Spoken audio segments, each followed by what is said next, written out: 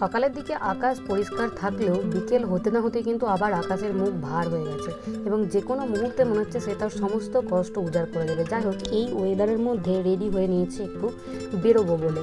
কোথায় যাবো বলো তো? যাবো 1 ঘন্টার জন্য মাত্র বাপের বাড়ি, তার কারণ কিছু কাজ আছে। তো যাই হোক, তারপর আমি আমার ব্যক্তিগত উড়োজাহাজে করে চেপে চললাম বাপের বাড়ির রাস্তায়। আর ওয়েদারটা এত সুন্দর লাগছে না, মানে এখন মেঘ করে আছে, হালকা হালকা হাওয়া দিচ্ছে, ঠান্ডা ঠান্ডা, মানে বেশ দারুণ লাগছে। আর যে হারে গুমোট গরম ছিল তাতে এখন একটু গরমটা কম। তো আমি আর আমার পতিদেব মিলে যাচ্ছি একদম সুন্দর একটা ওয়েদার উপভোগ করতে করতে। আর গ্রামের ওয়েদারটা জাস্ট দেখো, চারিদিকে সবুজ আর সবুজ, আকাশে হালকা মেঘ, ঝিরিঝিরি বৃষ্টি, সত্যি বলছে অসাধারণ লাগছে। তারপর বাড়ি পৌঁছে নিয়ে নিই আমার পছন্দের কাপে 1 কাপ চা।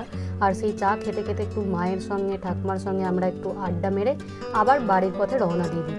এবার দেখো, তুমি শ্বশুর বাড়ি থেকে বাপের বাড়ি একদিনের জন্যই যাও কি 1 মাসের জন্যও যাই, বাড়ি ফিরে আসার সময় কিন্তু তোমার মন খারাপটা একই রকম থাকে। কি সবাই একমত তো?